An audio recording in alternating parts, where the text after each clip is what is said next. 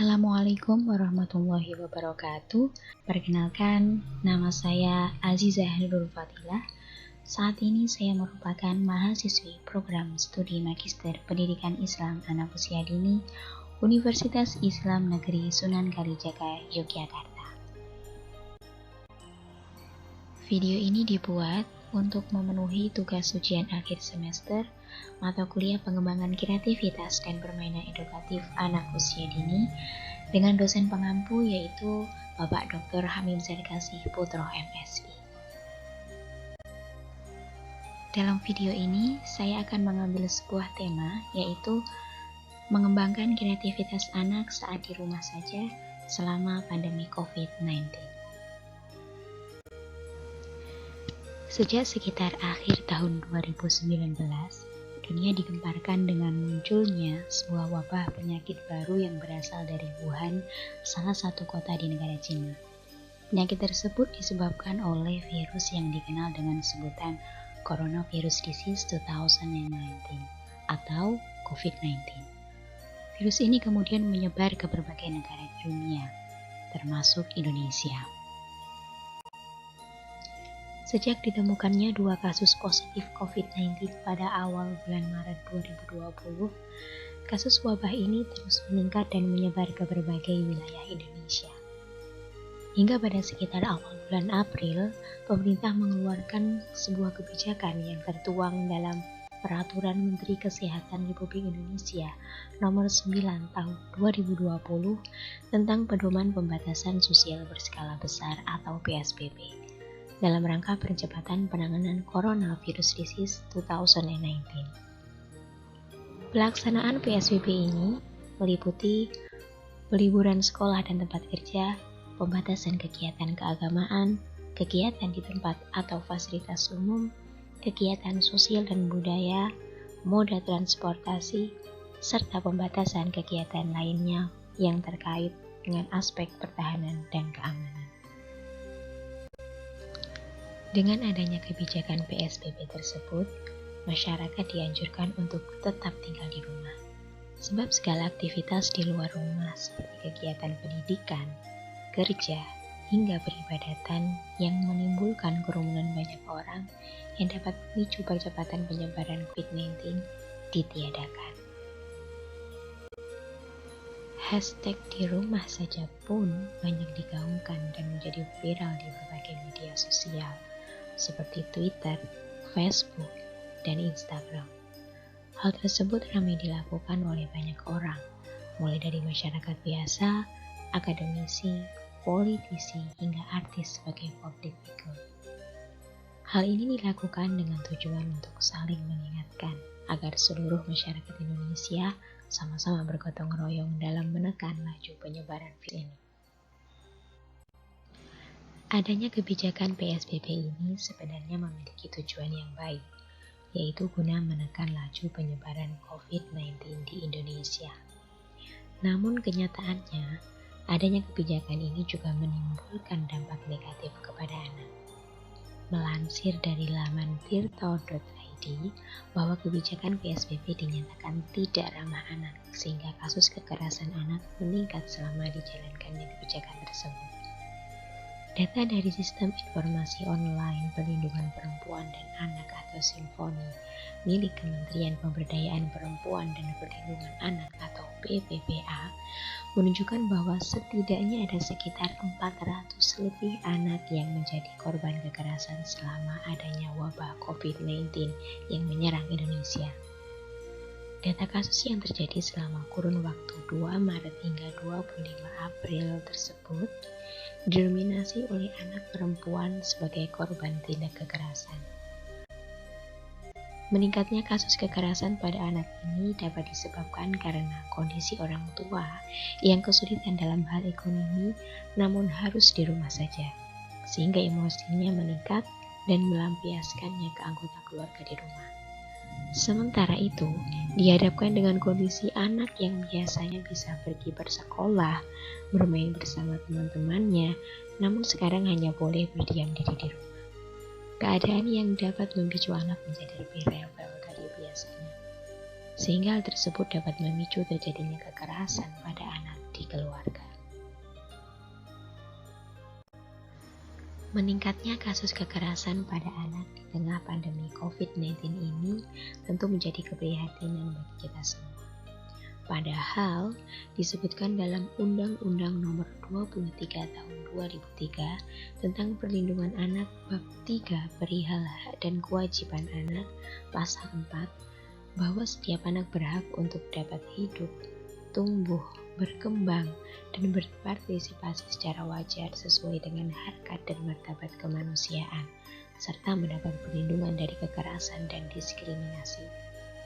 Namun, kondisi meningkatnya kasus kekerasan terhadap anak tersebut nyatanya menunjukkan bahwa hak anak untuk mendapatkan perlindungan dari kekerasan belum terpenuhi, terutama oleh orang tua. Padahal, sebagai orang tua yang merupakan pihak yang paling dekat dengan anak, dan dalam kondisi seperti ini yang paling banyak berinteraksi dengan anak, harusnya dapat memberikan rasa aman dan nyaman bagi anak. Kenyataan yang dipaparkan sebelumnya mengenai meningkatnya kasus kekerasan pada anak tersebut tentu sangat memprihatinkan. Padahal, kondisi di tengah pandemi seperti saat ini yang mengharuskan untuk di rumah merupakan momen yang sangat bagus untuk menghabiskan quality time bersama keluarga.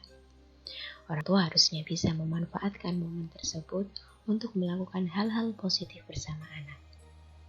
Ada beberapa kegiatan yang dapat dilakukan orang tua bersama anak selama di rumah saja. Di antaranya yaitu belajar bersama anak.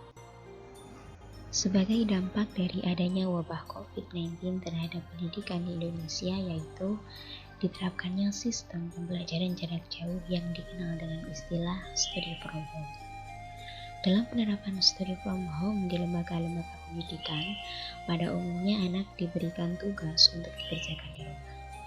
Dalam kondisi ini, orang tua dapat memanfaatkan waktu luang di rumah dengan menemani serta membimbing anak dalam mengerjakan tugasnya. Hal ini tentu akan dapat membantu meningkatkan kedekatan orang tua dengan anak. Selain itu, orang tua juga lebih bisa memahami sejauh mana kemampuan serta perkembangan anaknya, sehingga orang tua dapat berperan serta dengan melakukan hal-hal yang dapat menunjang perkembangan anak. Masak bersama anak. Pada kebiasaan sehari-hari, mungkin ibulah yang bertugas memasak makanan di rumah. Dalam kondisi yang mengharuskan di rumah saja seperti ini, ibu bisa mengajak anak untuk juga membantu memasak di dapur. Anak bisa ditugaskan untuk mengerjakan hal-hal yang sederhana serta tidak berbahaya yang tidak berhubungan dengan api atau benda tajam. Misalnya, anak bisa diminta untuk membantu mengaduk, membentuk adonan, atau menata hasil masakan. Dengan begitu, anak akan terlatih bekerja sama dengan orang tua, serta mengerti cara-cara memasak yang sederhana. Selain itu, pengalaman yang anak peroleh ketika lelah membantu ibu memasak akan membuat anak mengerti bahwa memasak itu cukup melelahkan, sehingga anak akan lebih bisa menghargai setiap makanan yang dimasakkan oleh ibunya. Mengerjakan pekerjaan rumah dengan anak. Sejak usia dini, sebaiknya anak sudah diperkenalkan dengan berbagai macam pekerjaan rumah sederhana. Hal ini penting agar anak terlatih untuk mau membantu orang tua, sehingga anak tidak hanya bermain selama di rumah. Orang tua bisa meminta anak untuk membantu mengerjakan pekerjaan rumah sederhana, seperti menyapu, mengelap meja, atau melipat baju. Jangan lupa juga mengapresiasi bantuan anak dengan memuji hasil pekerjaannya, serta berterima kasih atas bantuan yang sudah anak berikan. Hal ini penting agar anak merasa apa yang telah dilakukannya dihargai dengan baik, sebagai bentuk penghargaan atas setiap bantuan yang dilakukan oleh anak. Bermain bersama anak. Bermain merupakan kebutuhan anak yang harus terpenuhi, apalagi saat harus di rumah saja seperti ini. Anak tidak dapat pergi bertemu teman-temannya untuk bermain bersama. Tentu anak akan merasa jenuh. Maka orang tua dapat menemani anak bermain saat di rumah dengan berbagai permainan yang bernilai edukatif. Misalnya, orang tua dapat mengajak anak untuk membuat berbagai kerajinan yang memanfaatkan barang bekas. Kemudian, bisa juga orang tua membacakan cerita yang syarat akan nilai positif, atau bermain peran dengan jalan cerita sesuai kisah yang telah orang tua ceritakan tadi. Beberapa kegiatan tersebut bermanfaat untuk merangsang kreativitas anak agar jiwa kreatif anak lebih dapat berkembang secara maksimal. Berbagai macam kegiatan yang saya sebutkan tadi dapat dilakukan orang tua bersama anak saat harus menghabiskan banyak waktu di rumah saja. Dengan begitu, waktu yang dihabiskan selama di rumah saja dapat dimanfaatkan dengan baik. Hal tersebut juga dapat meningkatkan kedekatan antara orang tua dan anak, sehingga ketegangan yang mungkin terjadi di rumah yang dapat memicu kekerasan terhadap anak dapat diminimalisir. Orang tua yang mungkin biasanya sibuk bekerja dan jarang di rumah, yang kedekatannya dengan anak rendah, dapat memanfaatkan momen seperti ini untuk menjaga kedekatan dengan anak.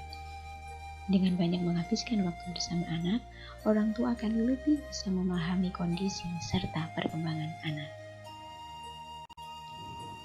Selain itu, ada manfaat lain yang sangat penting juga dari berbagai kegiatan tersebut, yaitu dapat mengembangkan kreativitas anak.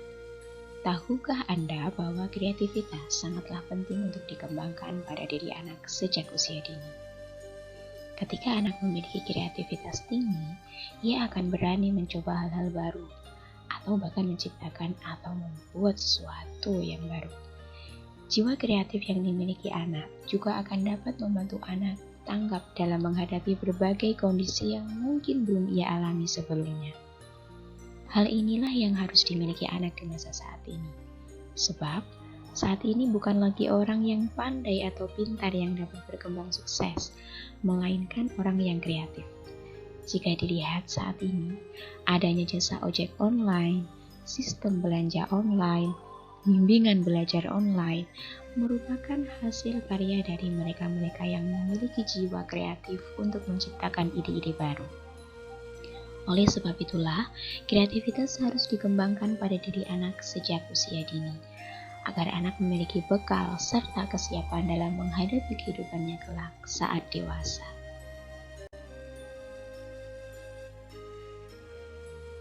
Baik, sekian video dari saya. Semoga bisa menjadi inspirasi bagi para orang tua untuk menghabiskan waktu selama di rumah saja bersama anak.